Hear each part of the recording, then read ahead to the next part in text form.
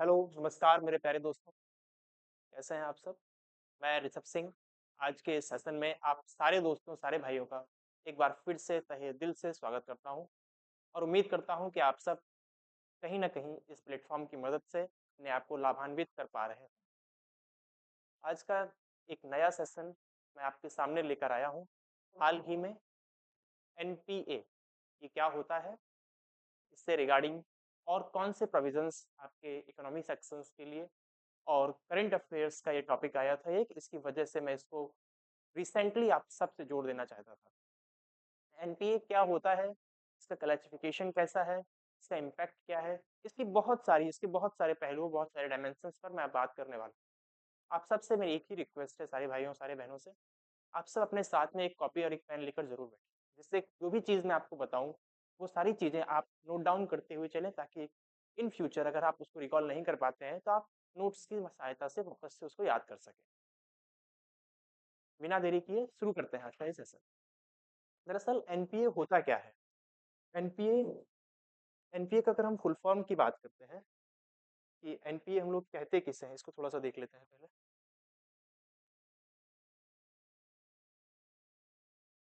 NPO को non performing assets कहा जाता है। नॉन परफॉर्मिंग एसेट्स आप सब इन सबसे समझते होंगे। यहाँ पर एक ही शब्द ऐसा है जिसका मतलब थोड़ा-सा बता देना चाहिए। एसेट का क्या मतलब होता है? जो बच्चे इकोनॉमी, अर्थव्यवस्था, अर्थशास्त्र से परिचित हैं, ह्यूमैनिटीज़ में उनका ये सब्जेक्ट कभी ना कभी रहा है या उन्होंने इकोनॉमिक्स सब्जेक्ट को कभी पढ़ा हुआ है। एसेट सिर्फ इकोनॉमिक्स से रिलेटेड नहीं है, आप सबके लिए ये डेली लाइफ में यूज़ होने वाला एक शब्द है। एसेट का मतलब होता है कोई भी एक ऐसी कैपिटल, एक ऐसा रेवेन्यू जो आपको एक्रीव होता है, आप उसको प्राप्त करते हैं। आपके लिए जो बेनिफिशियल होता है वो मेरे लिए एसेट है। समझ में आ गया? इसका ठीक उल्टा जो होता है वो क्या होता है? लायबिलिटी। लायबिलिटी एसेट का मतलब होता है जो मेरे पास आता है जिसे मैं ओन करता हूँ, जो मेरी कैपिटल है। लायबिलिटी का मतलब है जो कैपिटल दूसरे की है, जो मेरे ऊपर देनदारी है। लायबिलिटी उसको कहते हैं। समझ में आ गया? Non performing asset. Non performing शब्द का मतलब ये होता है कि कोई ऐसी चीज जो फंक्शन नहीं कर पा रही। जैसे मेरे पास मान के चलो एक मोटरसाइकिल, वो मेरी एसेट है, मेरी मोटरसाइकिल ये खराब पड़ी हुई है। कोई भी मोटरसाइकिल अगर खराब पड़ी हुई है तो वो मेरे किस काम की है?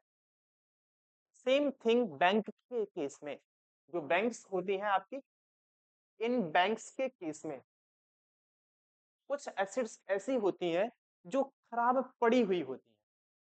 अब वो कौन-कौन सी एसेट्स होती हैं, इससे क्या मतलब है और बैंक के लिए एसेट क्या होता है, इस चीज को भी थोड़ा-सा समझ लेते हैं। यहाँ पे कुछ इंस्टीट्यूशन है, जैसे बैंक है। बैंक के लिए एसेट होता क्या है दरअसल? बैंक को किन चीजों से लाभ होता है? आप सब मुझे बताइए। बैंक एक इंटरमीडिएटरी ऐसा इंस्टीट्यूशन है जो आपको लोन देता है और आपके डिपॉजिट रखता है। जब आप डिपॉजिट करते हैं तो आपको इंटरेस्ट मिलता है उस चीज पर। इसका मतलब है कि आपके डिपॉजिट और इंटरेस्ट, आपको मिलने वाले इंटरेस्ट, ये बैंक के लिए लायबिलिटी है। बैंक के लिए लायबिलिटी और एसेट क्या है? बैंक के लिए जो लायबिलिटी है वो आपके डिपॉजिट्स हैं, जो चाहे वो किसी भी टाइप का डिपॉजिट हो, ठीक है? क्योंकि इन डिपॉजिट्स पे बैंक को इंटरेस्ट भी देना होता है, ठीक है? लेकिन बैंक के लिए एसेट क्या है जिससे बैंक को फायदा होता है? जैसे मैं गया किसी भी बैंक में गया, मान के चलो मैं पंजाब नेशनल बैंक में जाता हूँ और उससे कुछ पैसे लोन लेता हूँ, उधार लेता हूँ बैंक से। बैंक सिर्फ पैसे वापस नहीं करने होंगे, जब मैं उसको वापस करूँगा तो पैसों के साथ कुछ ब्याज भी वापस करूँगा, कुछ इंटरेस्ट भी वापस करूँगा। इसका मतलब है जो लोन है, इस पे मिलने वाला इंटरेस्ट, ये बैंक की इनकम होता है। तो बैंक के लिए जो एसेट्स हैं वो बैंक के लोन्स हैं। समझ में आ गया? तो कौन सी नॉन परफॉर्मिंग एसेट क्या होता है? अब समझ पा रहे होंगे, इससे जुड़ पा रहे होंगे। चलिए आप समझते हैं वास्तव में इकोनॉमिक्स के टर्म्स में। A non performing asset is a loan or advance for which the principal or interest payment remained overdue. मतलब एक ऐसा लोन या एडवांस जिसके लिए आपका, चाहे वो लोन का जो पैसा है, जो प्रिंसिपल है वो, या इंटरेस्ट, इन दोनों में से कुछ भी आपका रिमेन पड़ा हुआ है, ओवर ड्यू हो चुका है, जिस तारीख पर आप तय किए थे उस तारीख पर वापस आपको नहीं मिला, इसको कहते हैं over due.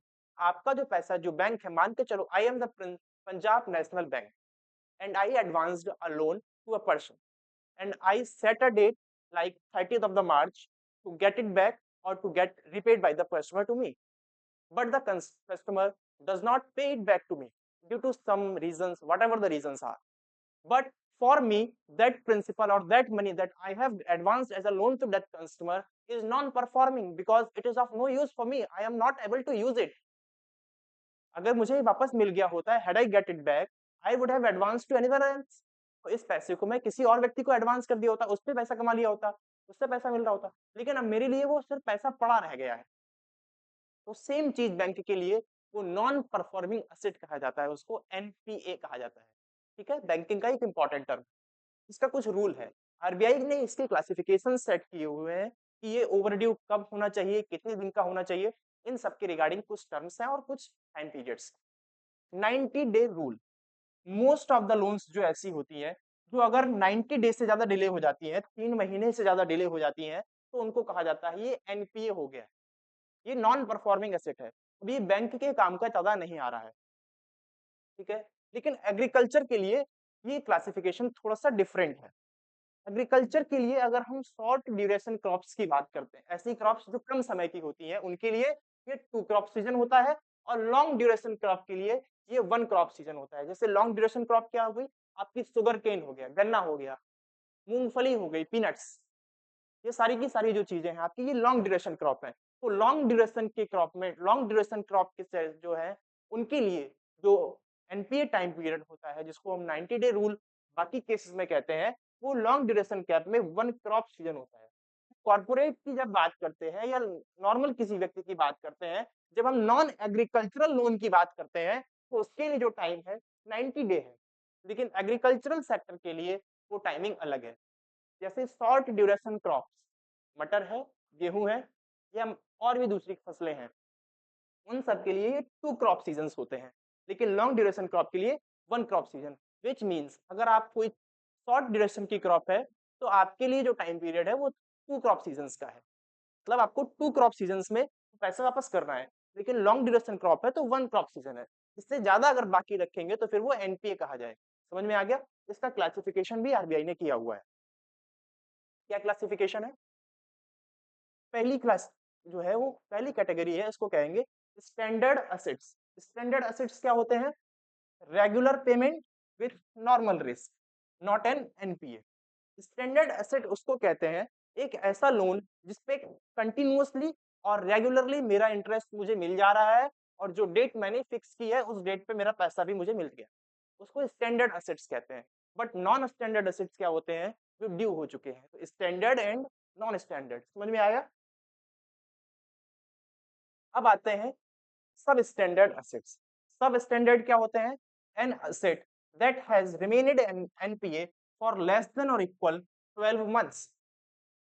Less than or equal 12 months मतलब 12 महीने से कम, मतलब 1 साल से कम या 1 साल तक जिनका भुगतान नहीं किया गया, वो सब स्टैंडर्ड एसेट्स की कैटेगरी में आते हैं। आगे आते हैं डाउटफुल एसेट्स। डाउटफुल एसेट्स ये 12 मंथ से ज्यादा का हो जाता है, ठीक है। 12 महीने से ज्यादा मतलब more than 1 year, more than 1 year जिसका पेमेंट नहीं होता, इससे ज्यादा टाइम जिसमें लगता है, वो डाउटफुल एसेट होता है बैंक के लिए, ठीक है। और लॉस एसेट क्या होता है? जिसपे बैंक को पता चल चुका है कि अब ये पैसा नहीं मिलने वाला मेरा, जिसपे बैंक को समझ में आ गया है कि ये पैसा अब मुझे नहीं मिलने वाला, इसको कहते हैं लॉस एसेट्स। समझ में आ गया? तो ये क्लासिफिकेशन है।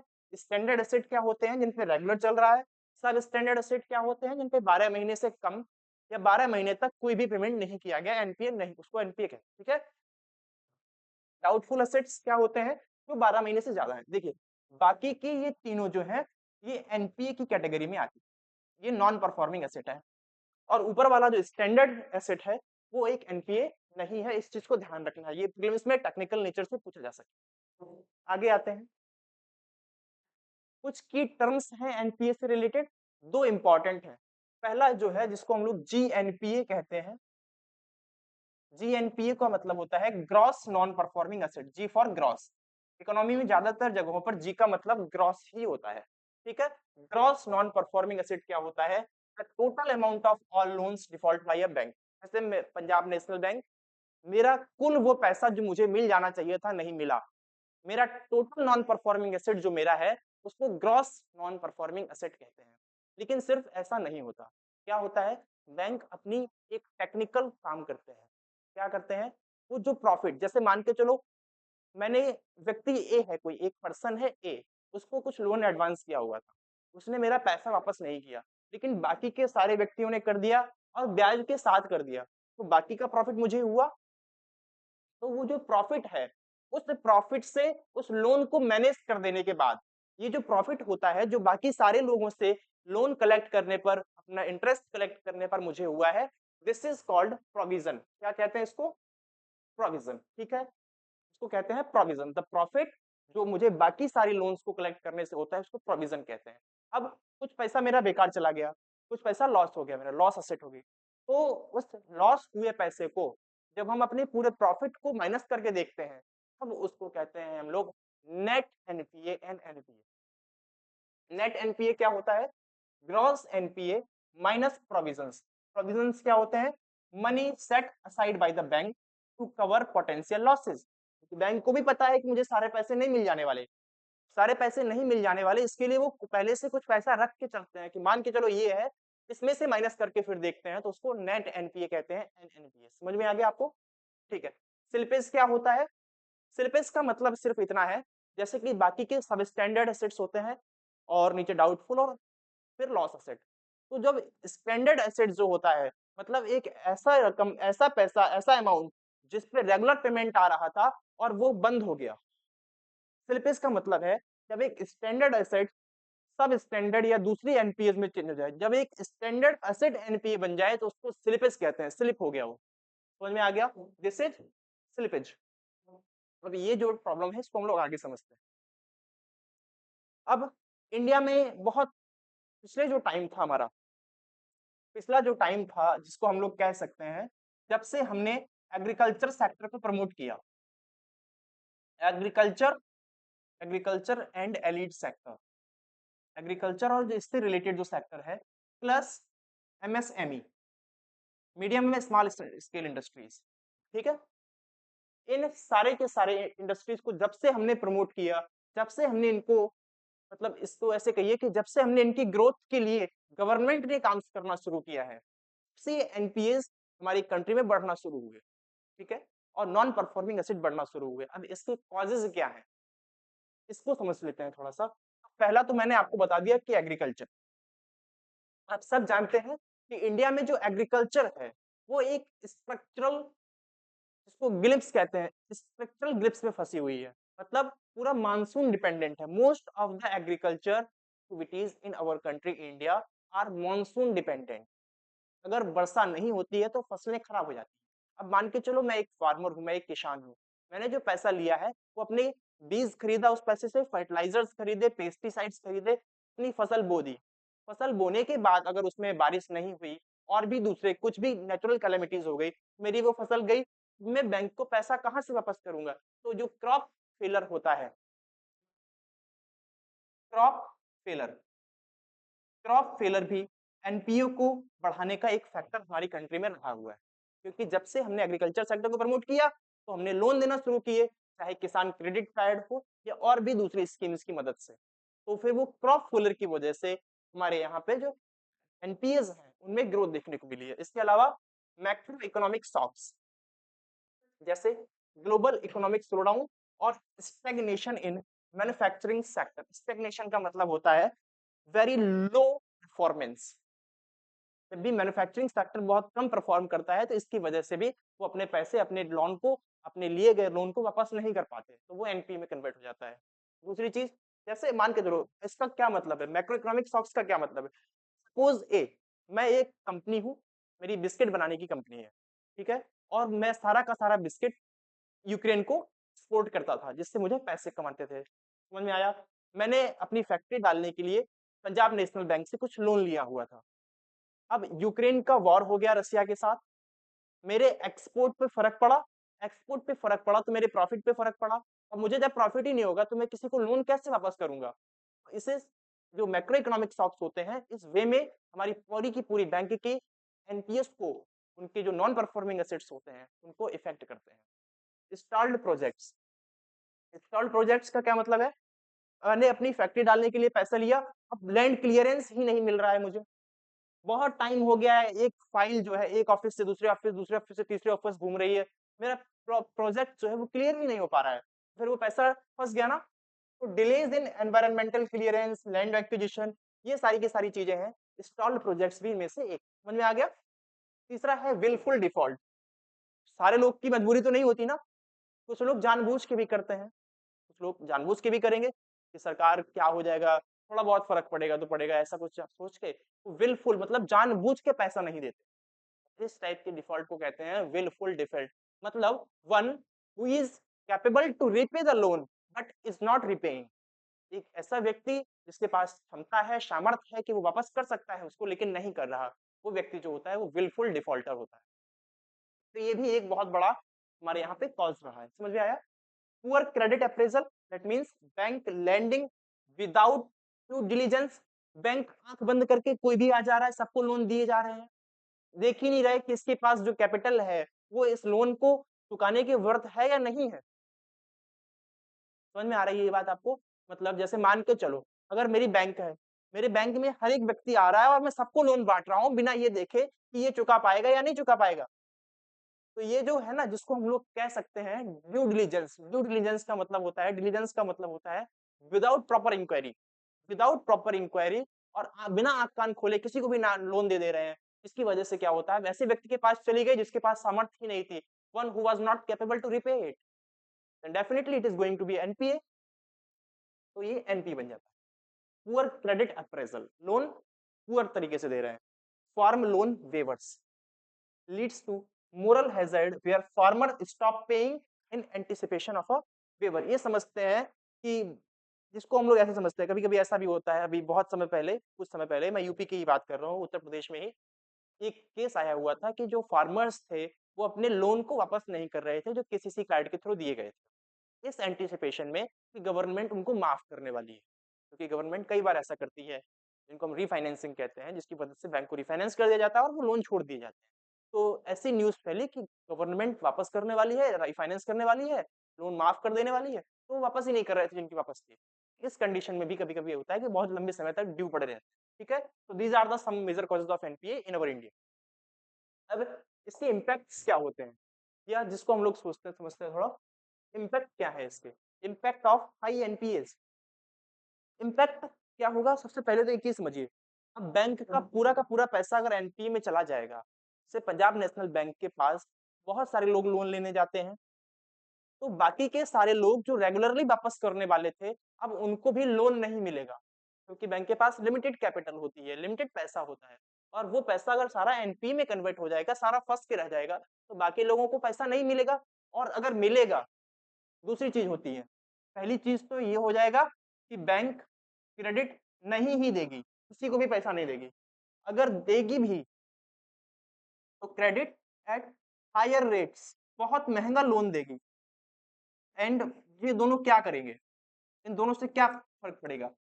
मुझे प्रोजेक्ट लगाना था, मुझे लोन लेने चाहिए थी, अब मेरा प्रोजेक्ट बिस्किट का था, पूरी कंट्री की जीडीपी में कंट्रीब्यूट करता, लोन ही नहीं मिला बैंक से, तो कंट्री को लॉस हुआ, कंट्री की जीडीपी को फर्क पड़ा। या मुझे बहुत हाई रेट पे लोन मिला, तो मैं डेफिनेट सी बात है कि फिर मैं उस बिस्किट का प्राइस ज्यादा रखूंगा, बिस्किट का प्राइस ज्यादा रखूंगा तो लोग ज्यादा पे करेंगे, इसकी वजह से कंट्री में इन्फ्लेशन भी आता है। तो कंट्री की जीडीपी में इन्फ्लेशन और कंट्री की जीडीपी भी गिरती है, दोनों चीजें होती है इससे। समझ में आ गया? क्रेडिट क्रंच का मतलब होता है कम पैसा, तो banks become hesitant to lend new healthy businesses. फिर बैंक, अब मान के चलो मेरा कोई पैसा मार के भाग गया, तो मैं अगले व्यक्ति को जब पैसा दूंगा ना तो बहुत सोच के दूंगा या नहीं दूंगा, ये कंडीशन बैंक की आ जाती है। इसको कहते हैं credit crunch. Reduced profits, bank के प्रॉफिट कम हो जाते हैं, जिसकी वजह से उनकी जो एबिलिटी है अर्न करने की, कमाने की, वो भी कम हो जाती है। अब बैंक कम कमाते हैं तो डेफिनेटली कम कमाएंगे, तो पूरा करने के लिए हायर इंटरेस्ट रेट चार्ज करेंगे, higher interest rate, same thing, and economic slow down हो जाता है एंड में। Low lending leads to low investment, and low investment leads to lower GDP. मतलब पहली चीज तो है कि लो लैंडिंग, और लो लैंडिंग से क्या होता है, लो इन्वेस्टमेंट, एंड लो इन्वेस्टमेंट से क्या होता है, लोअर जीडीपी। जब पैसा ही नहीं मिलेगा तो इन्वेस्ट कौन करेगा? इन्वेस्ट नहीं होगा तो नए प्रोजेक्ट्स नहीं आएंगे, नई सर्विसेज नहीं होंगी, नई सर्विसेज नहीं होंगी तो जीडीपी में कंट्रीब्यूशन किसका होगा? After all what GDP is the final product. जो गुड्स हैं, फाइनल गुड्स एंड सर्विसेज हैं, उन्हीं की तो मार्केट वैल्यू है। अब गुड्स और सर्विसेज बन ही नहीं रहे कंट्री में तो जीडीपी कैसे बढ़ेगी? इन सब की वजह से मैक्रो इकोनॉमिक स्लोडाउन कंट्री को देखना पड़ता है। तो जीडीपी एनपीएस की वजह से अफेक्ट होती है। समझ में आया? ठीक है। अब जो केस था वो ये था कि recently Indian public sector banks ने सारे के सारे एनपीए अपने रिकवर करना शुरू कर दिए हैं, क्योंकि गवर्नमेंट ने इसमें बहुत ज्यादा ध्यान दिया है। ये पूरा प्रॉब्लम बन गई थी 2012 से 17 के बीच में गवर्नमेंट के लिए। तो क्या किया है गवर्नमेंट ने, इसको देख लेते हैं। गवर्नमेंट ने 2002 में एक एक्ट लाए थे, सरफाइसी। समझ में आया? ये एक्ट जो है, इससे बैंक्स के ऑक्शन, मतलब बैंक को ये पावर मिल गई थी कि अब जिस प्रॉपर्टी पे वो लैंड लिया ले गया है, जो कोलेटरल है, उसको ऑक्शन कर सकते हैं बैंक, खरीद के और बेच लेंगे उसको, बिना खरीदे उठा के कब्जा करेंगे और बेचेंगे दूसरे व्यक्ति को। जितना पैसा मिलेगा वो बच जाएगा। ठीक है। तो SARFAESI act, insolvency and bankruptcy code 2016 IBC, 2016 में एक बिल पास होता है। इसमें थोड़ा सा एक चीज और समझ लीजिए कि इनमें दोनों में एक बैंक्स बनाई गई थी, कुछ ऐसी कंपनीज बनाई गई थी जिनका काम था, एक कंपनी ऐसी थी asset management company AMC and ARC asset reconstruction company. Company जाके कब्जा कर लेती है और दूसरी कंपनी अच्छा सा ग्राहक ढूंढ के उसको बेच देती है। ये दो कंपनीज के प्रोविजंस था सरफाइसी एक्ट में। ARC asset reconstruction company, asset reconstruction company, and दूसरी जो कंपनी थी एसेट मैनेजमेंट कंपनी। एक कब्जा कर रही थी, एक बेच देती थी और पैसा उससे मिलता था। समझ में आया? ये गवर्नमेंट और पब्लिकली ओनेड, ये गवर्नमेंट ओनेड थी और ये पब्लिक ओनेड। इसमें 51% इक्विटी प्राइवेट सेक्टर की थी, इसमें 49%। Bad banks, NARCL.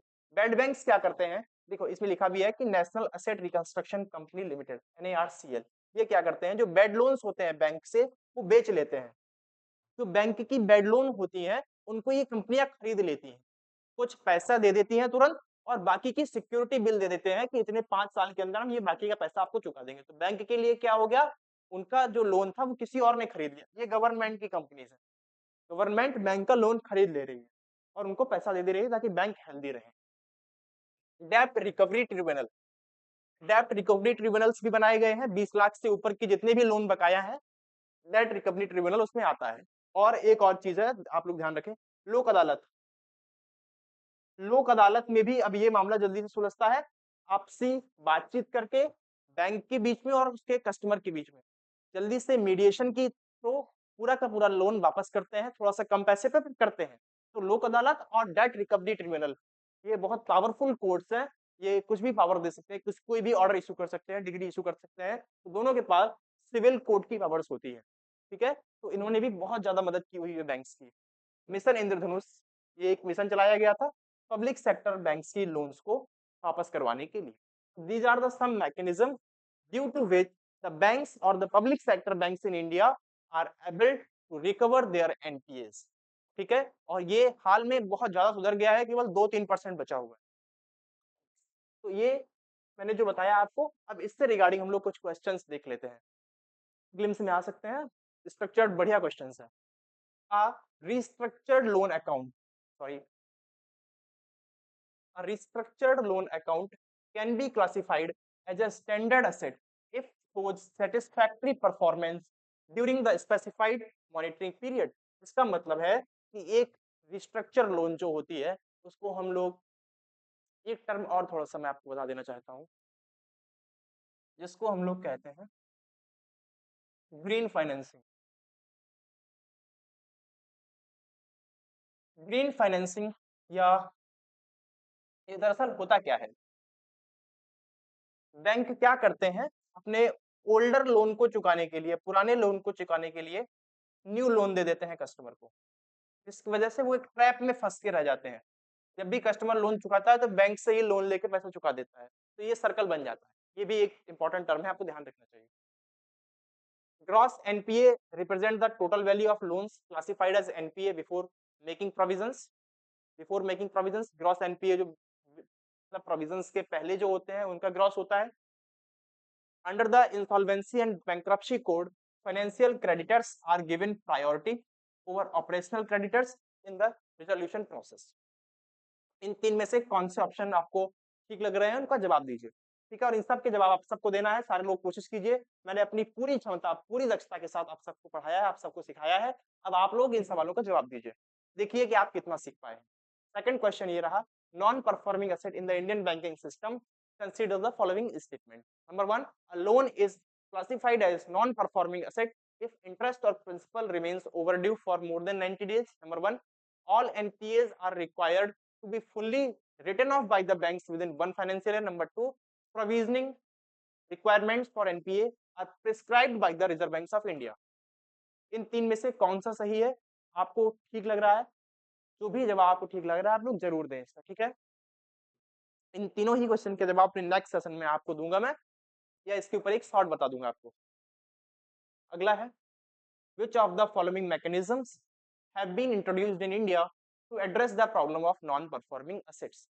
Insolvency and Bankruptcy Code, number 1, Asset Reconstruction Company, number 2, and Prompt Corrective Action Framework. इन तीन में से कौन कौन सी चीजें ऐसी हैं जो इंडिया में नॉन परफॉर्मिंग एसेट्स की प्रॉब्लम को एड्रेस करने के लिए बनाई गई? आप सबको मैंने सारी चीजें बताई हुई हैं, आप जरा क्वेश्चन का जवाब दें। आगे डिस्कस, ये मेंस का क्वेश्चन है, मेंस टाइप का क्वेश्चन है, इकोनॉमिक्स जीएस 3 में आ सकता है। क्या है, discuss the causes and consequences of the rising non performing assets. जो नॉन परफॉर्मिंग एसेट्स हमारी कंट्री में बढ़ रही हैं उसके पीछे के कॉज क्या है और उनके consequence, what are the impacts also in the Indian banking sector, and evaluate the effectiveness of recent institutional and legal measures. अभी हाल ही में जो इंस्टीट्यूशनल और लीगल मेजर्स हम लोगों ने लिए हुए, हम लोगों ने बनाए हैं, वो कितने इफेक्टिव हैं इन एनपीएस के लिए, आप सब इसको जबर करें। ठीक है, तो पहली चीज जो आप लिखेंगे इसमें इंट्रोडक्शन लिखेंगे कि व्हाट, बहुत सारे बच्चे जो पहली बार जवाब लिख रहे होते हैं वो क्या करते हैं, अपने एकेडमिक स्टाइल में लिखना शुरू करते हैं, दीज डेफिनेशन ऑफ एनपीए लिखेंगे, ये सारी चीजें। आपको बहुत सिंपल शब्दों में और बहुत सटीक जवाब लिखना होता है। तो इंट्रोडक्शन में आप क्या लिखेंगे, सबसे पहले तो कॉजेज एंड कंसिक्वेंसेस। तो इंट्रोडक्शन के ऊपर आप सबसे पहले लिखिए एनपीए होता क्या है। एनपीए के बारे में थोड़े से दो शब्द आप लिखेंगे कि NPA non performing asset period overdue have been rising in India since a long time period, which became a grave matter of concern for the banks and government also. अब हाल ही में इसके कॉजेस क्या है, नीचे आप कॉजेस लिखें, consequences लिखें, short and direct point, cause and effect के साथ। जैसे कॉज मैं लिख रहा हूँ तो क्रॉप फेलर लिखूंगा मैं, क्रॉप फेलर, और क्रॉप फेलर डायरेक्टली एनपीए को कन्वर्ट करता है।